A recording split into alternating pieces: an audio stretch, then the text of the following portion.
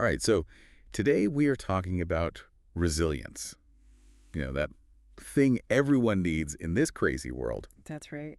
Specifically, we're talking about resilience for businesses and organizations, which is why we're diving into a fascinating guide. It's called ISO 22301.2019. And that's the international standard for business continuity management systems. That might sound like a mouthful. It does sound pretty technical, but the idea is to give organizations a really solid framework for how to handle disruption. Exactly. Think of it like a blueprint for building resilience. It is kind of like a blueprint, a really detailed one. And it's not just for huge corporations or anything. Right. It can apply to any organization, really. Big or small, any industry. That's a key point. So for this deep dive, we're going to focus on the first four clauses, clauses 1 through 4. Laying the groundwork. Yeah, the foundation, the essentials. Exactly. So we're going to try and unpack these in a way that makes sense, not get too bogged down in the technical Yeah, stuff. right. Make it practical, something you can actually use. Okay, so clause 1, scope. That's where we start. What's the deal with this standard? Well, Clause 1 is all about drawing the lines. It basically defines what ISO 2302 is all about, its purpose, and fundamentally it's about setting requirements for a management system. But this system isn't about just managing things day to day. It's specifically focused on disruptions, on how to handle those curveballs that life throws at an organization. So it's like a specialized management system geared towards resilience. Exactly. And it looks at the whole life cycle of dealing with disruptions, which is important. So it's not just about reacting when something bad happens. It's also about trying to prevent those things from happening in the first place, being prepared for them, knowing how to respond effectively when they do happen, and then, of course, making sure you can recover and get back on track as smoothly as possible. So it's like a holistic approach to disruptions. Exactly. Holistic. That's a good word for it. And what's interesting is that this standard really stresses that it's intended for all organizations. That feels like a pretty big statement, It is. But it's a core principle of ISO 22301. And they really emphasize it, saying these requirements are generic and intended to be applicable to all organizations, or even just parts of an organization. And they really mean all, regardless of the type of organization, the size, or even what the organization does. So it could be a small family-owned business, a giant multinational corporation, a nonprofit. Doesn't The matter. principles apply. That's the idea, because at the end of the day, everyone's vulnerable to disruptions, and everyone needs to be able to deal with them. That's true. But of course, a small local bakery isn't going to face the same kinds of disruptions as, say, a global tech company, right? I mean, their scale is completely different, and so is their level of complexity. So how does this standard account for all that variation? Right. Well, that's where the idea of tailoring comes in. So while the standard lays out this universal framework, this kind of set of best practices, it also acknowledges that the extent to which you apply these requirements, how you apply them, that's going to vary depending on the organization itself. Makes sense. It's like you were saying earlier, basic principles of health apply to everyone, but a marathon runner has different needs than someone just starting to exercise. Exactly. So the bakery's business continuity plan is probably going to look a lot different than the plan for a multinational bank, but both can use this ISO 22301 framework to guide their planning. And that's what makes it powerful. Yeah. It's not just a rigid checklist, it's a scalable approach. You can adapt it to your specific needs, your specific context. Okay, so flexibility is built in. Got it. Now, Clause 1 also lays out some key aims for organizations that decide to actually use this standard. What are they hoping to achieve? What are those goals?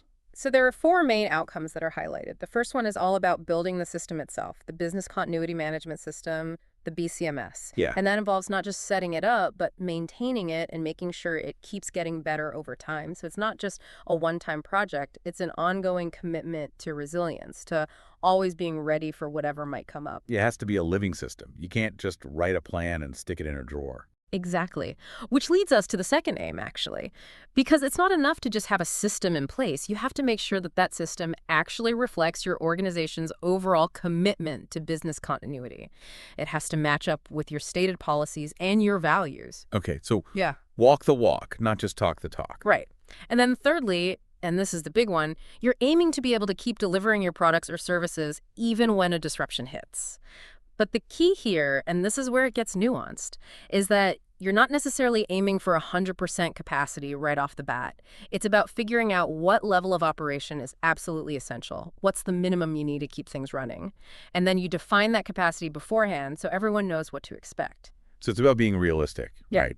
Knowing what you absolutely have to maintain and what you can maybe afford to let slide for a little while until you can get fully back on track. Right. It's about prioritizing, setting those realistic targets. And then finally, the fourth aim, which is kind of the overarching goal, is all about enhancing your overall resilience as an organization. So through effectively applying this BCMS, you're not just bouncing back from disruptions. You're actually becoming stronger, more adaptable. You're learning from these experiences. And ideally, you're kind of embedding that resilience into the culture of your organization, into how you do things every day. So it becomes a part of your DNA in a way. Yeah, exactly. That's a good way to put it. It's not just a plan, it's a mindset. And Clause 1 wraps up by saying that the standard can be used by an organization to sort of assess its own capabilities, right? Yeah. Like, how good are we actually at this whole business continuity thing? That's right. It's like a benchmark, a way to measure yourself against best practices. And that can be valuable even if you're not necessarily going for formal certification, because it helps you identify your strengths, but also those areas where you might need to improve. Okay, so that's Clause 1. We've got the scope, the aims, the idea that it's for everyone. Now let's move on to Clause 2, normative references. Sounds kind of dry, but I'm sure there's something exciting in there. Well, Clause 2 is all about pointing out the essential companions, the other documents that are absolutely vital when you're trying to actually use ISO 23001. They're called normative references, which basically means that the requirements in those other documents, they essentially become part of ISO 22301. Like if you're going to follow the standard, you also need to be aware of what's in these other documents. Like required reading. Yeah, exactly. Think of it like that. Required reading if you're serious about implementing this. So how many of these required reading documents are there? Actually, just one. ISO 22301.2012 only has one normative reference, which is ISO 22300. And what is ISO 23300 all about? It's all about words. Security and resilience vocabulary, that's its title. So it's a dictionary, Yeah. essentially, a glossary of terms. Yeah, basically. And you might think, well, why is a vocabulary document so important? It's just words, right? Right? Words. What's the big deal? But that's the thing. Words are a big deal, especially when you're talking about something as complex as business continuity. Because if everyone's using different words to mean different things or even slightly different things, then you're going to have a lot of confusion. You need to be on the same page, literally. Okay, I see your point. A shared vocabulary is pretty crucial if you want to implement something effectively. You're not going to get very far if everyone's speaking different languages. Exactly. So ISO 22300 establishes that common language, that set of definitions that everyone working with the standard needs to understand. It's about clarity, it's about precision. So, from defining the scope in Clause 1, we move on to establishing the language in Clause 2, and then, naturally, we arrive at Clause 3. Terms and definitions. It feels like a continuation, zooming in even further on making sure we all understand each other. Yeah, you're right. It's building on that idea of shared language, of a common understanding. And Clause 3 dives into the specific definitions that are used within ISO 233001 itself. So it's not just general terms related to business continuity. These are definitions that are specific to how this standard uses these terms.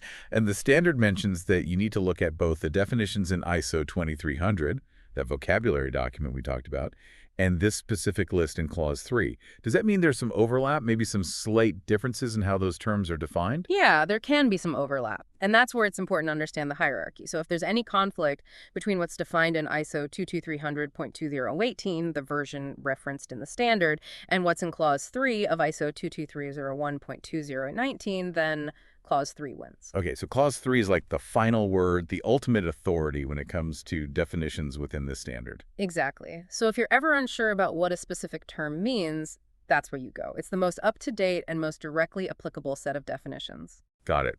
So now let's talk about some of those key terms, right? Because Clause 3 defines quite a few, and they're really important for understanding how this whole standard works in practice. Definitely. We should go through some of the key ones. Why don't we start with activity? It seems pretty basic, but... Seems pretty straightforward, yeah. Right. The standard defines it as a set of one or more tasks with a defined output. Now, you might be thinking, okay, so what? But this is the foundation for understanding what your organization actually does. You break down all the things you do, all those processes and tasks into these defined activities. And then from there, you can start to analyze what could be disrupted and what the impact of those disruptions would be. So you're identifying those critical points of vulnerability. Right. So for example, let's say you're a clothing retailer. One of your key activities is going to be processing online orders. If that activity gets disrupted, you can't fulfill orders, you can't make money, and your customers get upset. It's a cascading effect. Right, and if you're a manufacturer, maybe a key activity is operating a specific production line. Exactly. And if that line goes down, everything grinds to a halt. So you need to understand what those key activities are, the ones that are really crucial for your business to function. And that all starts with this definition, this seemingly simple concept of an activity. Okay, that's actually a really good point. It's the foundation for a lot of the analysis that comes later. What about audit? That's another term that gets thrown around a lot in this context. Right. So an audit is defined as a systematic, independent, and documented process. The goal is to get evidence and then evaluate it objectively to see if you're actually fulfilling the criteria that you've set for yourself. It's like a quality check, making sure that your BCMS is actually working as intended. So it's not enough to just have a plan. You have to have a way to check if that plan is actually good and if you're actually following it. Precisely. And the standard points out that there are different types of audits. You can have internal audits, which are conducted by the organization itself, or external audits, which are done by someone outside the organization. So that could be a customer, or it could be a certification body. Got it. So it's like a system of checks and balances to make sure you're staying on track. Exactly. Then there's another term that's really important, which is business continuity capability. This is all about your organization's ability to keep delivering your products or services, even when you're facing a disruption. So it's basically a measure of your resilience. Yeah, exactly. But what's interesting is that it highlights the importance of acceptable timeframes and predefined capacity. So it's not just about getting back to normal as fast as possible. It's about understanding that there might be a period of time where you're operating at a reduced capacity. And that's okay as long as you've defined what that capacity is beforehand and as long as you can get back to full capacity within an acceptable time frame. Right. So if you're a hospital, for example, your absolute top priority is probably going to be maintaining emergency room services, right? Right. Even if that means postponing routine appointments or something. Exactly. It's about understanding what's truly essential and making sure those things are protected, even if other things have to be put on hold for a little while. Okay, that makes a lot of sense. What about the business continuity plan itself? So the business continuity plan, or BCP as it's often called, is basically the documented guidance that tells your organization what to do when a disruption happens. It's not just a vague idea, it's the concrete steps you're going to take to respond, to recover, to restore those essential services. It's the playbook, like you said earlier. Exactly. And it should be detailed enough to actually be useful in a crisis. So it's not just, oh, you need to do something about this. It's, okay, step one, we do this. Step two, we contact these people. Step three, we implement this backup system. So it takes the guesswork out of it. Exactly. And one of the key inputs to creating that plan is the business impact analysis. The BIA. Right. And that's defined as the process of analyzing the impact of a disruption over time. Basically, you're trying to figure out what's going to hurt the most if it gets disrupted. What are those critical functions, those critical assets that you absolutely can't afford to lose? And the standard makes a point of saying that the outcomes of that analysis, they're really fundamental because they help you determine what your priorities should be. You don't want to be wasting time and resources on things that aren't actually that important. So the BIA helps you focus your efforts, right? Yeah. It tells you where you need to put the most attention in terms of prevention, preparedness, recovery. Exactly. And then, of course, you have the term disruption itself, which seems pretty straightforward, but... Yeah, it seems like you know what a disruption is. Right, but the standard defines it specifically as an incident that causes an unplanned negative deviation from your expected delivery of products or services. So it's not just any kind of change, it's specifically an unplanned change that throws you off course. Got it. And then finally, let's talk about interested party, or stakeholder, as it's often called. So the standard gives a pretty broad definition of an interested party. Basically, it's anyone or any organization that can affect your organization, be affected by your organization, or even just perceive themselves to be affected by your organization. So that includes your customers, obviously. Right. Your employees, your suppliers, your investors, regulators, the community you operate in. It's a pretty wide net. It's a lot of people to consider. It is. But the point is that you have to think about all these different stakeholders when you're planning for business continuity, because a disruption to your organization might have ripple effects that impact these other groups as well. Right. It's not just about protecting your own interests. Exactly. You have to think about the bigger picture. Okay, so that was a whirlwind tour of some key definitions in Clause 3. Use a lot of definitions. But I think it really highlights how important it is to have that shared understanding of what we're actually talking about. Because these terms, they're not just abstract concepts, they're the building blocks for actually creating a resilient organization. They are. And they lay the groundwork for Clause 4, which is where things start to get really interesting. Because Clause 4 is all about the context of the organization. Right, so we've established the overall scope, we've got the language down, we understand the key terms. Now we're actually looking at the organization itself. Exactly. Clause 4 is about understanding your organization's unique situation, both internally and externally. It's about figuring out what makes your organization tick and how that fits into the bigger picture. So it's like a self-assessment, but also a kind of environmental scan. Exactly. And the first subclause, 4.1, is all about understanding the organization and its context. So what does that actually involve? Well, you need to identify the factors, both internal and external, that could affect your ability to achieve your business continuity objectives. So internally, you're looking at things like your organizational culture. Is there a culture of risk awareness? Do people take these things seriously? Right. What's your organizational structure like? Do you have clear lines of communication and decision-making? What resources do you have available? What technologies are you using? What are your key processes? So it's really about understanding how your organization works from the inside out. Exactly. And then externally, you're looking at the bigger picture. What's the competitive landscape like? What are the relevant regulations? What's the economic situation? Are there any emerging technologies that could impact your business? What about social trends? So it's like a 360-degree view of the world your organization operates in. Right. Because all of these factors, both internal and external, they can play a role in your ability to withstand disruptions. Okay, so you got to understand your own strengths and weaknesses, but also the opportunities and threats that are out there. Exactly. And then once you have a good understanding of the context, you move on to subclause 4.2, which is all about understanding the needs and expectations of interested parties. The stakeholders, right? Yeah. We talked about them earlier. Right. So now you're actually thinking about what these different groups need and expect from your organization, specifically in the context of business continuity. What do they rely on you for? How do they expect you to communicate with them during a disruption? What are their expectations in terms of recovery time? So it's about empathy, in a way, putting yourself in their shoes and trying to understand their perspective. Exactly. And within this subclause, there's a specific focus on legal and regulatory requirements. Why the special attention to those? Well, for a couple of reasons. First of all, those are often non-negotiable. You have to comply with the law no matter what. And secondly, they can have a huge impact on your business continuity planning. For example, you might have data protection laws that dictate how quickly you need to recover certain types of data. Or maybe there are financial regulations that require you to maintain certain levels of operational resilience. Right, so those legal and regulatory requirements, they kind of set the baseline for what you need to be able to do. They do. And failing to meet them can have serious consequences, like fines or legal action. And then, of course, there's reputational damage to consider as well. Nobody wants to be known as the company that can't keep its data safe or the bank that can't process transactions. Definitely not. Mm-hmm. Okay, so we've understood the context, we've thought about the stakeholders. Now we move on to 4.3, determining the scope of the business continuity management system. This is where you decide what parts of your organization are actually going to be covered by this system, right? Right. And this is an important decision because you don't necessarily have to do everything all at once. You can start with a more focused scope and then expand it later on as you gain more experience and resources. So it's okay to be strategic about it. It is. In fact, it's encouraged. And when you're defining that scope, the standard says you need to consider a few things.